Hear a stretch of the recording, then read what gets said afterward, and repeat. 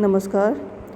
अर्धचालकों में PN junction कैसे बनता है, उनको हम किस तरह से बैटरी से जोड़ सकते हैं, कौन कौन से कॉन्फ़िगरेशन होते हैं, उसके बारे में हम प्रकाश डालने का प्रयास करेंगे।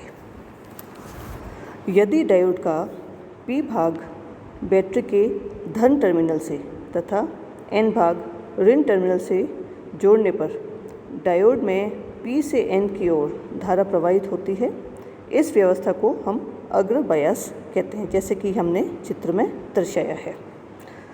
डायोड पर अग्र बायस वोल्टता V आरोपित करने पर अवक्षय परत में आवेश वाहक पहुंचने के कारण P भाग में इलेक्ट्रॉन सांद्रता Np तथा N भाग में होल सांद्रता P बढ़ती है एवं संधि पर जो विभव रोधिका है उसका मान Vb से घटकर Vb माइनस V हो जाता है।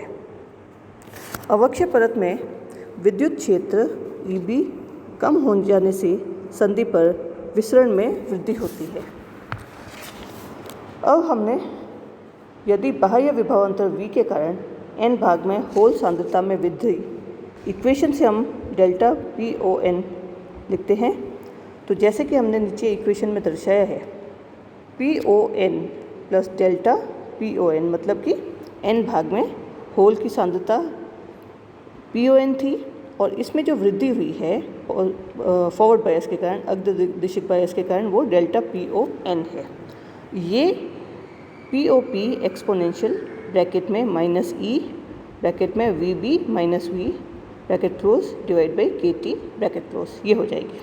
अब हम ये जो एक्सपोनेंशियल टर्म है इसको हम दो भागों में बांट लेते हैं। तो POP प्लस डेल्टा PON ये हो जाएगा POP ब्रैकेट में exponential EVB by KT exponential EVB by EV by KT। तो हम इसको इस प्रकार से लिख सकते हैं, PON is equal to POP e to the power of minus EVB by KT। ये फाइनली इक्वेशन इस प्रकार से बनता है। अब हमने यहाँ पे इक्वेशन नंबर 1 ऊपर लिखा है, नीचे इक्वेशन नंबर 2 लिखा है। अगर इक्वेशन नंबर 1 माइनस इक्वेशन 2 करते हैं तो जो होल सांद्रता में वृद्धि है डेल्टा POP वो आ जाएगी POP e to the power of minus EVB by KT bracket में e to the power of EV by KT minus 1।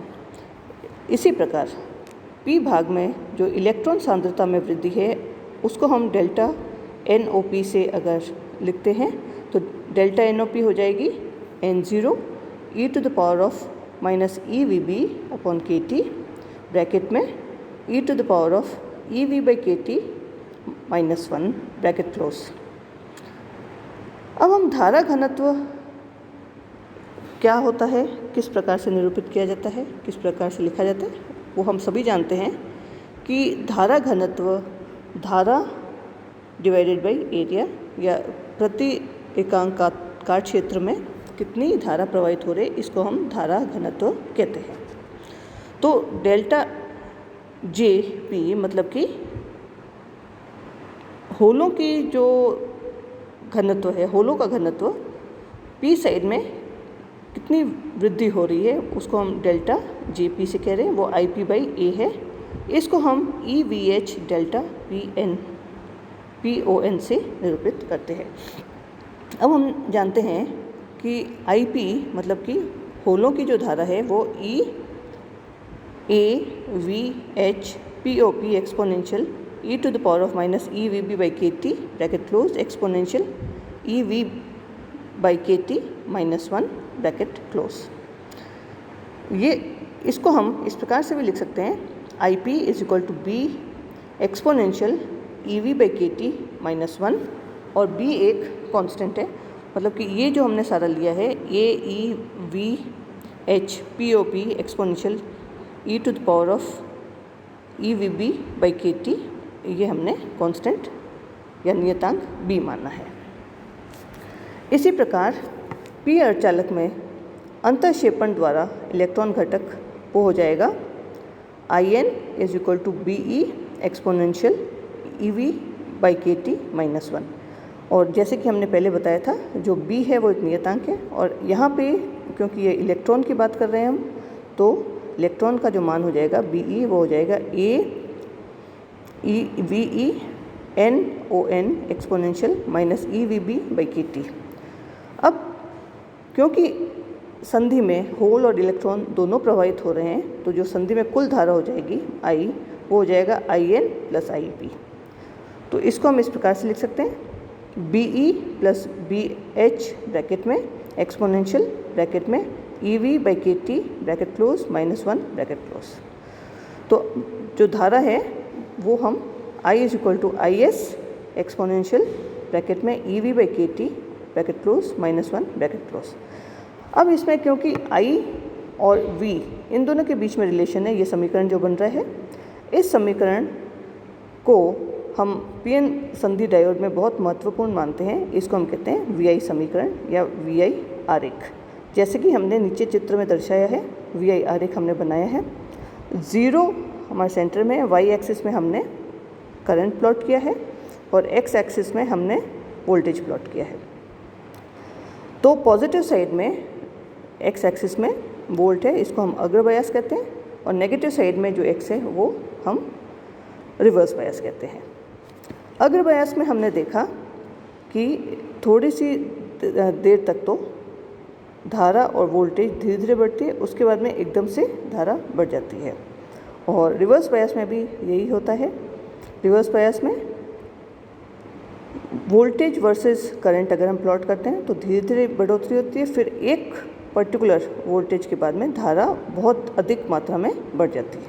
लेकिन VI कैरेक्टरिस्टिक से हम एक चीज़ देखते हैं, एक चीज़ स्पष्ट है कि जो Y एक्सिस में धारा है वो मिली एम्पियर्स में है और रिवर्स बायस में जो धारा है वो माइक्रो एम्पियर्स में है। तो कहने का मतलब रिवर्स बायस में जो धारा की मात्रा है बहुत कम हो जाती है, 10⁻³ गुना कम होती है। वीक वोल्टेज जहाँ पे ये एकदम से जो धारा में बढ़ोतरी होती है वो कुछ वोल्ट्स का होता है, लेकिन रिवर्स बायस में जहाँ पे ये वोल्टेज बहुत अधिक बढ़ता है वो 30-40 वोल्ट के आसपास होता है। तो हमने ये यहाँ पे VI आरेख देखा और इसी से हम VI समीकरण भी समझ सकते हैं। अग्र बायस और पश्च बायस, इस आरेख से हम देखते हैं कि अग्र बायस व्यवस्था में धारा चर घातांकी रूप में बढ़ती है, चर घातांकी रूप में बढ़ती है। इस धारा को हम अग्रदिशिक धारा कहते हैं। अब हम बात करते हैं पश्च बायस या पश्चदिशिक बायस या रिवर्स बायस क्या होता है। रिवर्स बायस में जैसे कि इस चित्र में हमने दर्शाया है, इसमें भी पीएन संधि डायोड है। डायोड के P भाग को बैटरी के ऋण टर्मिनल से तथा N भाग को धन टर्मिनल से जोड़ने पर इस व्यवस्था को हम पश्च बायस परिपथ कहते हैं। इस व्यवस्था में बाह्य आरोपी विभव अंतर V ऋणात्मक होता है। अगर ये विभव अंतर V ऋणात्मक होता है, बाह्य विभव अंतर ऋणात्मक होता है, तो इक्वेशन में e⁻−EV/kT ये 1 से बहुत कम हो जाएगा, और ये यदि बहुत कम है तो e⁻EV/kT ये लगभग 0 के बराबर हो जाएगा। तो जो समीकरण था उसको हम इस प्रकार से लिख सकते हैं, जो कुल धारा है I वो हो जाएगी IS ब्रैकेट में एक्सपोनेंशियल ब्रैकेट में e⁻−EV/kT ब्रैकेट क्लोज -1। तो I का जो मान हो जाएगा वो -IS है और IS ये हो जाएगा -BE + BH। इसको हम, क्योंकि ये कॉन्स्टेंट्स है, इसको हम इस प्रकार से लिख सकते हैं IS = -AENON VE + POP VH bracket close exponential EVB/kT -/kT। ये कुल धारा हो जाएगी रिवर्स बायस में, जैसे कि हमने इस इक्वेशन में दर्शाया है। धारा IS उत्क्रमित संतृप्त धारा या फिर रिवर्स सैचुरेशन करंट कहलाती है, जो एक नियतांक होता है। पश्च बायस अवस्था में विभव रोधिका का मान VB + V हो जाता है, जो अवक्ष्य परत की मोटाई बढ़ा देता है। इस उच्च विभव रोधिका को दोनों ओर से बहुसंख्यक आवेशवाहक पार नहीं कर पाते हैं, लेकिन दोनों ओर उपस्थित अल्पसंख्यक आवेशवाहकों के संधि पार करने पर अत्यल्प धारा माइनस माइक्रोएम्पियर्स परिपथ में बहती है। तो हमने डायोड के अग्र तथा पश्च बायस व्यवस्थाओं की अभिलाक्षणिक वक्र, जैसे कि हमने चित्र में दर्शाया है, IV वक्र देखा है। चित्र से यह स्पष्ट होता है कि अग्र बायस में एक निश्चित वोल्टता, जिसे हम नी वोल्टता या कट इन वोल्टता कहते हैं, उसके पश्चात ही धारा में वृद्धि प्रारंभ होती है। नी वोल्टता का मान जर्मेनियम डायोड तथा सिलिकॉन डायोड के लिए क्रमशः 0.2 वोल्ट से लगभग 0.6 वोल्ट होता है, जो कि विभव प्राचीर VB के मान के लगभग बराबर होता है।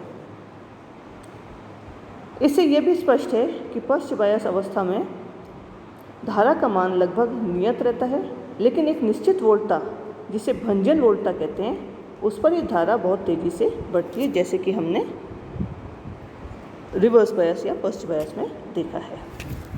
तो अग्र बायस में हम नी वोल्टता कहते हैं और पश्च बायस में हम इसको भंजन वोल्टता कहते हैं। ये हमने अग्र बायस और पश्च बायस संधि डायोड के बारे में बात करी है। धन्यवाद।